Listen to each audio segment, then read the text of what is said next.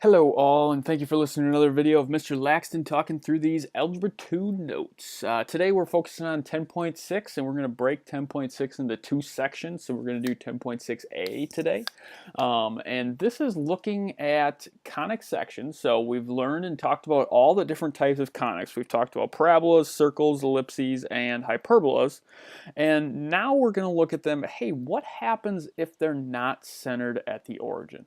So that's my essential question today. How do I graph and write equations of conics that are not centered at the origin?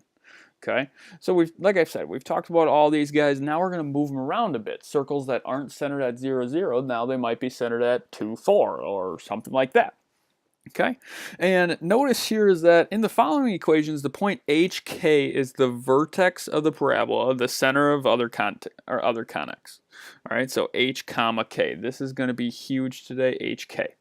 All right, so notice here every one of these equations. My circle equation. Notice how we talked about a circle equation being x squared plus my y squared is equal to my r squared. Now, what's the only difference here? The only difference, we still have an x that's being squared, but what's tacked on there with it? It's a minus h. Now we still have a y that's being squared, but what's tacked on with it? It's a minus k. All right, so those numbers in there that are going to be in there are going to tell us, hey, where does that center actually move to? All right, so notice here, circle can't be horizontal or vertical. It's the same both directions. So the equations are the same. So this equation is the same as this guy over here. All right. Awesome.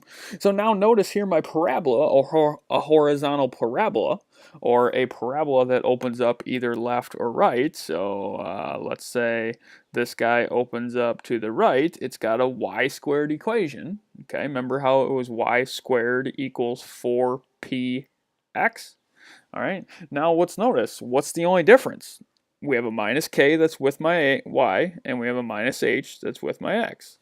All right, that's the only difference. Okay, and it's the same thing with parabolas that open up or down, so that vertical.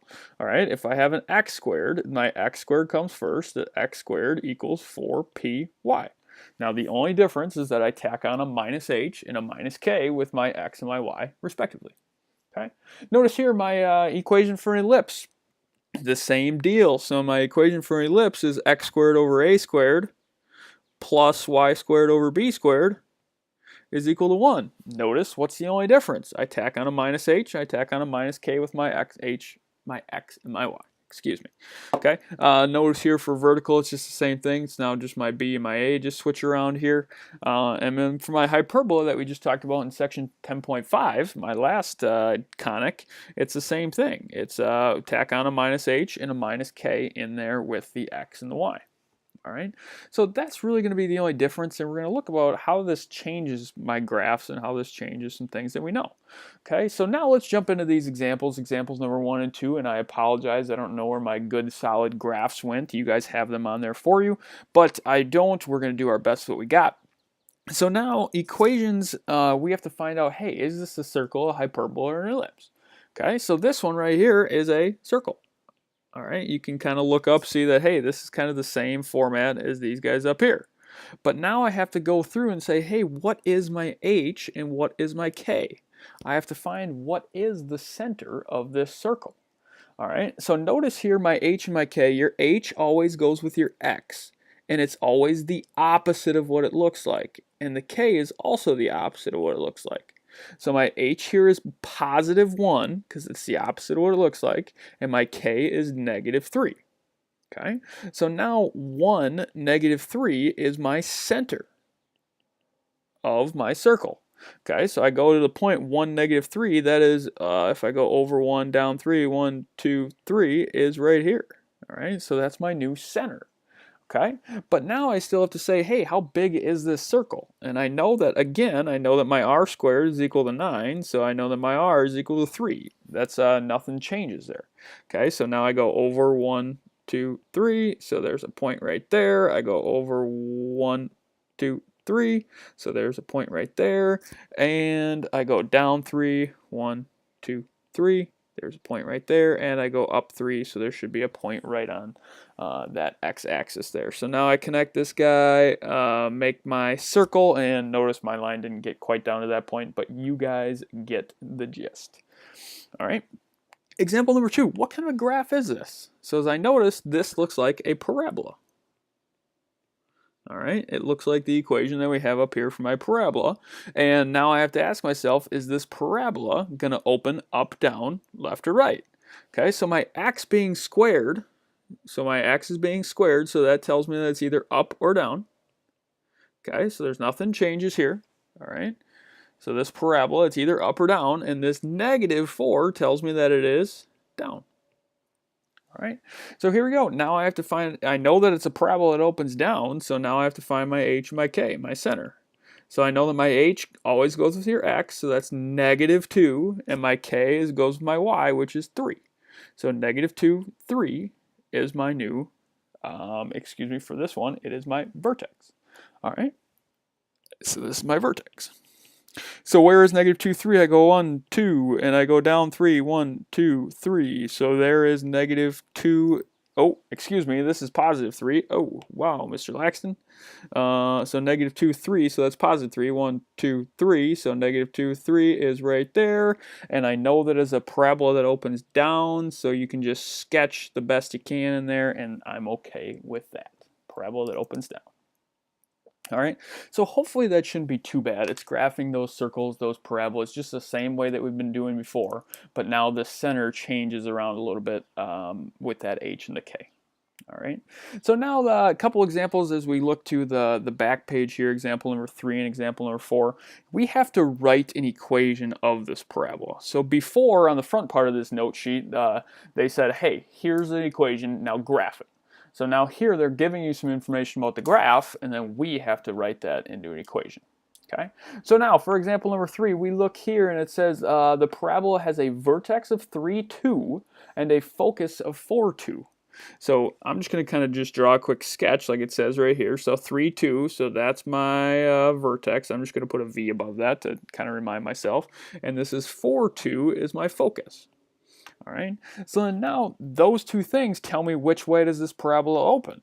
If that's my vertex, I know that the focus has to be inside, so I know that this parabola has to open up to the right. Okay, so now I know right now that my equation has to be y squared equals 4px, because this is right. All right, awesome, great. So now it says, hey, find my h and my k. So I have h and my k. My h and my k are of this vertex, so I move horizontally 3 to get to that vertex, and I move vertically, I move up 2. So that's why my k is 2. All right, awesome. Now find my p. This is the trickiest part, and I need you to highlight this because this makes a lot more sense if you can get this. Your P is the distance between the vertex and the focus / the directrix. So here, it's giving me my vertex and my focus, so it's the distance. So my P is equal to, what is this distance here between my vertex and my focus? I see, hey, that's 1. Okay, so now we have this equation. It's y minus my k squared equals 4p x minus my h. Okay, remember how your h talks with your x and your k talks with your y. All right, so now I just have to go through and fill these guys in, and then we're done.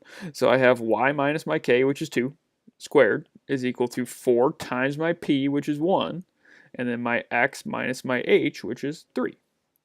Okay. Awesome.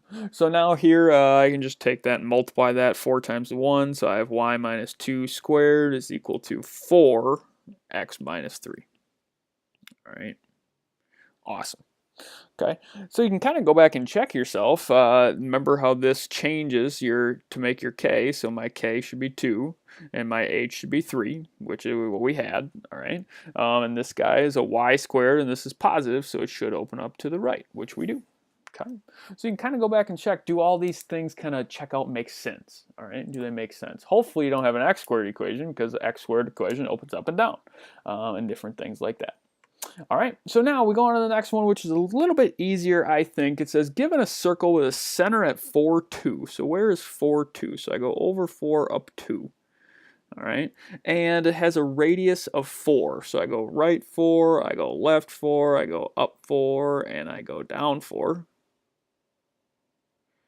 It says, hey, write this equation. Okay, so I know the equation for a circle is x plus, or not x plus, oh, come on, Mr. Laxton. It is x minus my h squared plus y minus my k squared is equal to r squared. Okay, now I just got to fill these guys in. So my h and my k go with this point right here. So I move horizontally 4, and I move up 2, so that's my h and my k, and then my r, it even tells us right in the equation, my r is 4. So hey, now all I got to do is just go through, plug these guys in, and we will call her good. So now here I get x minus my h, which is 4 squared, plus my y minus my k, which is 2 squared, is equal to my r squared. My r is 4, so 4 squared is 16. Bam, that's my answer. Okay, awesome. So there we go. We're moving some conics around. We're moving up, down, left, and right. Now in the second part of chapter 10.6b, we're going to get into some moving around, some ellipses, and some hyperbolas and different things like that. Awesome. So again, thank you for listening to this video, and we will see y'all later.